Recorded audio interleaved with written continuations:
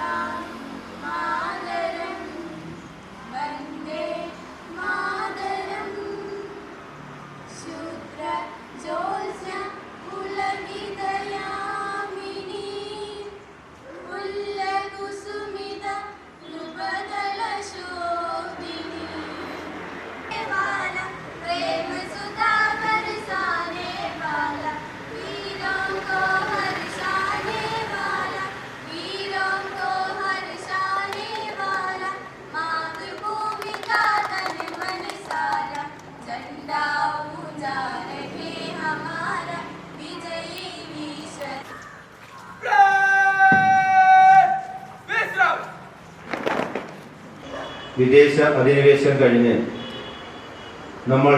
നമ്മളാൽ ഭരിക്കുന്ന ഒരു കാലഘട്ടത്തിൻ്റെ തുടക്കം കുറിച്ചതാണ്.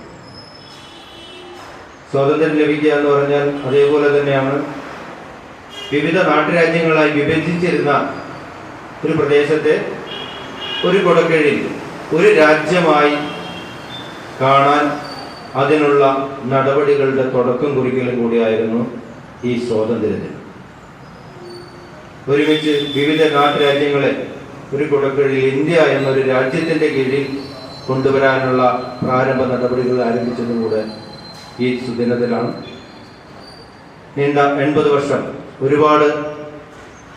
ഒരുപാട് പ്രതിബന്ധങ്ങളെ തരണം ചെയ്തുകൊണ്ട് ഇന്ന് ലോകരാജ്യങ്ങളുടെ മുന്നിൽ നമ്മൾ തലയുയർത്തി നിൽക്കുന്ന ഒരു വികസന രാജ്യങ്ങളുടെ ഇടയിൽ ഒരു വികസിത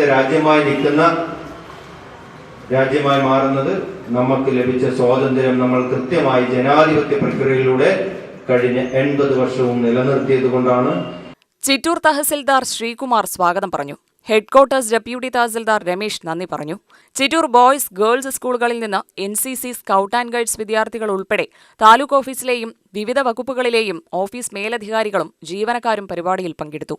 UTV ന്യൂസ്, പാലക്കാട്.